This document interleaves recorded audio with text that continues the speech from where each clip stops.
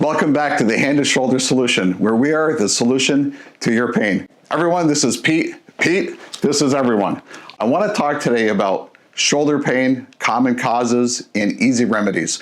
Firstly, I want to state that there's no substitution for going to your healthcare practitioner and getting a thorough exam, thorough diagnosis, and finding out exactly what's going on. What I do in the office is empower people to get themselves better at home, and then when they're in the office, I'm doing things for them that they can't do for themselves at home. So let's talk about some basic causes of shoulder pain and things that you can do at home. With the videos here, I'm empowering you to have an awareness of your body, having an awareness of what might be causing this pain in my shoulder. So let's go over some basic anatomy real quickly. So Pete, if I may, there's two joints that comprise the shoulder. You have the shoulder blade on the rib cage. This is the right side. I know, Pete, you don't like it when I take your arms off, so I'm going to use a different one. And I know how you appreciate that. So we have the shoulder blade. This is, if I look straight in through the ribs, you have the front part of the shoulder blade. And then here's the back side of the shoulder blade, and this is the right arm. So the shoulder blade has to move on the rib cage as the arm comes up. So we all know about the ball and socket. And by the way, it's a very shallow joint. It's like a golf ball sitting on a golf tee. And that's how we can have so much range of motion. And it's the muscles of the rotator cuff, which I will show you in a moment, that keep the ball centered on the socket as it moves. But see this roof of bone? That's called the acromion. And if the shoulder blade didn't move as your arm is coming up, this part of the ball would strike that roof of bone. It would strike the acromion. And guess what's between those two areas? Muscles of the tendons that connect muscle to bone of the rotator cuff. They travel through here and they insert on the top of the ball. So we often get what's called impingement syndrome, where these get pinched or impinged between these two bones if the shoulder blade isn't moving, gliding on the back of the rib cage like it's supposed to. So to recap, you have the shoulder blade on the back of the rib cage. That's one joint, and you have also the ball and socket. They must work in unison together as a team appropriately, otherwise a lot of things start to happen. We're going to talk about subacromial bursitis. We're going to talk about biceps tendonitis. That's a lot of pain in the front of the shoulder. We're also going to talk about really tight muscles that fill these divots on the back of the shoulder blade, muscles of the rotator cuff, and surrounding musculature that just get knots in them. They get really, really tight. So then you have the knots called trigger points, and those knots in the muscle just have to be worked out, or even at least just allowed to relax with use of a heating pad. We'll get to that too, but I want you to have an awareness of both of those joints have to work together as the arm is moving. That shoulder blade has to rotate. Also, there's arthritis occurs commonly. So you have the collarbone, and that collarbone meets up with the front part of that roof of bone. It meets up with the shoulder blade, and that joint often becomes quite arthritic. We'll talk about that too. So let's take a look at a few different things. This area right here, that's the acromion that we were just talking about, that roof of bone that's part of the shoulder blade. And below that and on top of the ball is a little flat water balloon. It's a little shock absorber. And the balloon part of the water balloon is living tissue. It's called the bursa sac. Itis means inflammation. So in previous videos, we're talking about arthritis, itis meaning inflammation, arthro meaning joint, tendonitis, itis meaning inflammation, tendon meaning the tendon that connects muscle to the bone. In this case, it's bursitis. So we got the bursa sac, the little flat water balloon shock absorber, and the balloon part of the water balloon is living tissue, and then the fluid inside is not living. That inflammation of that tissue, the balloon part of the water balloon, can be reduced with applying cold. But how do you test yourself for bursitis? It's so easy. You put your hand behind your back. So when you do that, when you put your hand behind your back, Pete, sorry, buddy, I gotta put your hand behind your back. So when you do that, it rolls the ball forward, and then it exposes that little flat water balloon. It exposes the bursa sac. Then if you touch it and it's really sore, you have bursitis. So you put your hand behind your back and then touch this area, oh, and you can feel like the top of the ball, and you can feel that roof of bone, and in between the two, you just touch that, and in the clinic, patients will, they'll just come up a little bit and show how painful it is. What you do with this is, at home, you put your hand behind your back to expose that bursa sac, and then you can use a ice cube. So there's a couple of different ways to do the ice cubes. I like filling, if you have a paper cup, you fill it with water and freeze it, then you tear the top of the cup off, and now you have a nice little handle. You need direct ice on the skin. Or if you have a plastic cup, you just break off the cup, and then now you have a handy large ice cube that you can just hold with a napkin or something, and then glide that on the front bony part of your shoulder. So let me demonstrate that for you. Just put your hand behind your back, and then you take that ice that exposes that bursa sac. Now I'm going to put the ice directly on my skin. I don't want to press deep. No deep pressing, because why would I want to rub a rock on this that's already irritated? The goal is to get it cold. So I'm only going to put barely touch the skin. I'm going to go on here there 10 or 20 seconds. That's deeply cold already. And then I might just warm it up a little bit with my palm. Say, okay, I'm not rubbing it. If you rub it, you're going to increase the irritation. One more time, 10 to 20 seconds. You can even see it's a little bit red. It's deeply cold. That's cold enough. And that is reducing the inflammation nicely of that bursitis. So we can get that inflammation to go down. It takes a couple of weeks, all right? In the office, we can do red light therapy. We can do ultrasound. But the ice, I found the ice to be the most effective. Let's talk about biceps tendonitis. It's a very common one. So if you go like this and isolate your biceps and you push on your palm and you resist, and that hurts really bad right there, that's a positive test for biceps tendonitis. There's other ones to do, but this is called speeds test. And you resist and you have a lot of pain right there. And then if you rest your hand on your lap and you touch, see that groove? See that groove right there? So that groove is where that biceps tendon travels through there's two biceps tendons, but this one, it goes up here and inserts on the top of the socket. So anytime you have a tendon that goes into a joint, that's bad news. That's why it's so common that this gets aggravated. So that is exposed when you're just sitting there.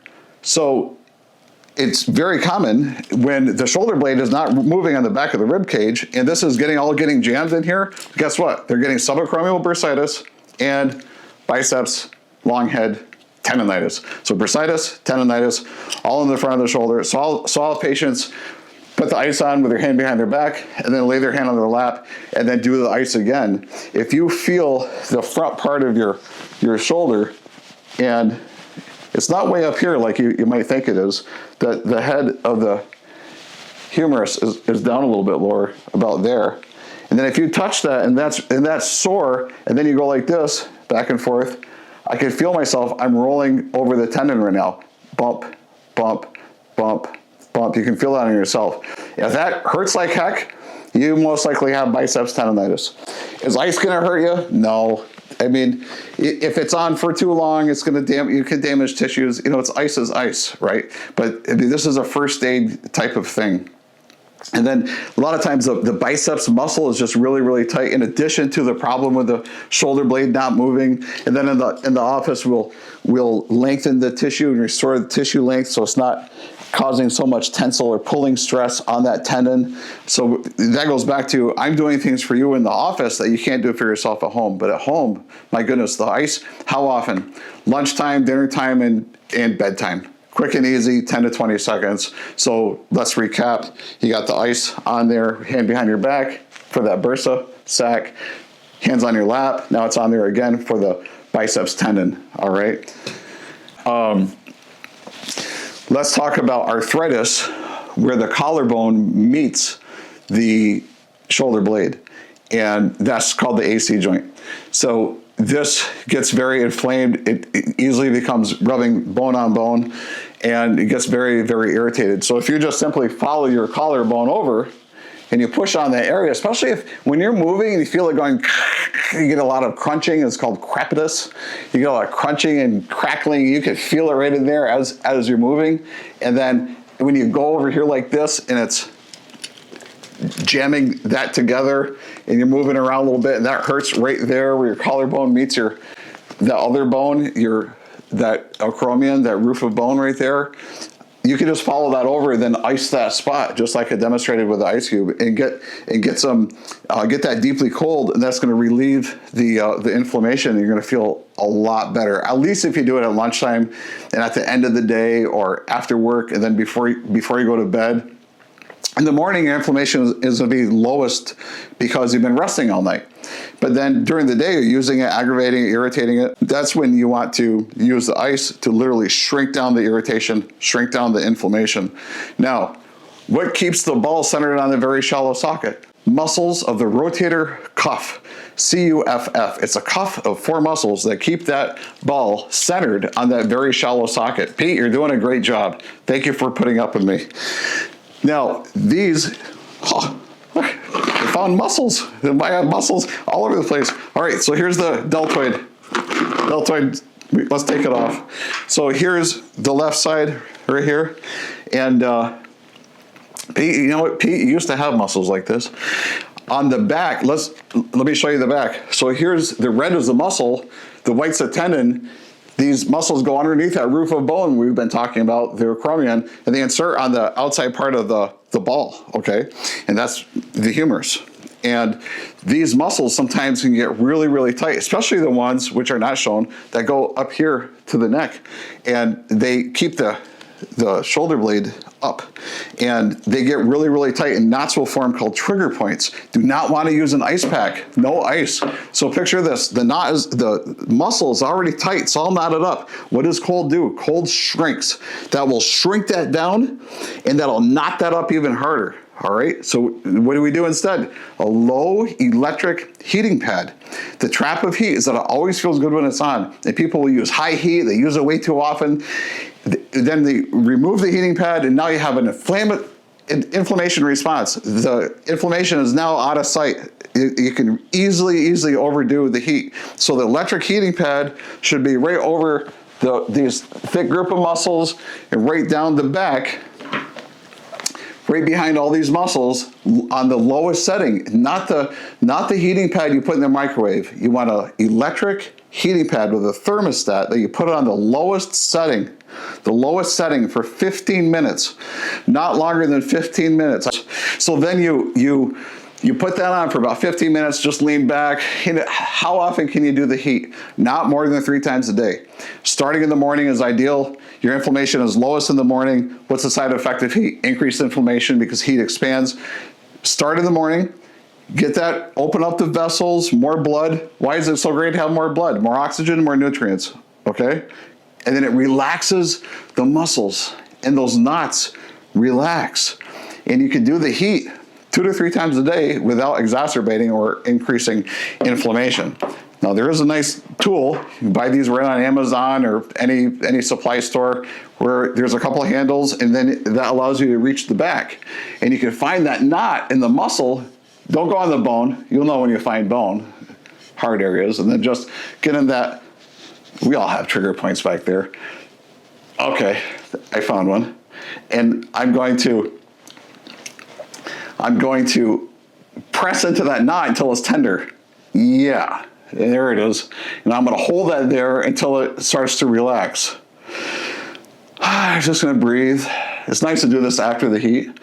And then as it relaxes, and this is solid plastic, you can take it right in the shower even. As it relaxes, press into it deeper, and now it's tender again. This is called ischemic compression. Ischemia is lack of oxygen. So it pushes the oxygen, the blood out of the knot, it starves it of oxygen, and it forces that knot in the muscle to relax. And that's it. And then you can do that to all your trigger points, or you can have somebody else do it with a massage tool or a knuckle or something. Don't use the thumb. It just beats up the thumb. It's not good for the wrist. Watch my wrist and thumb videos. All right, so that's some information to empower you to help yourself be more aware of your own body, what to do at home, some first aid kind of stuff. get into the provider. Sooner is always better, okay? Get into your healthcare provider. Allow me to get my hands on you and figure out exactly what's going on. Let's nip the thing in the bud, show you exactly what to do at home. Not a bunch of long list of stuff, just a few targeted things to get you better in minimal time. Thanks for watching the Hand and Shoulder Solution, where pain meets its match, and we are the solution to your pain.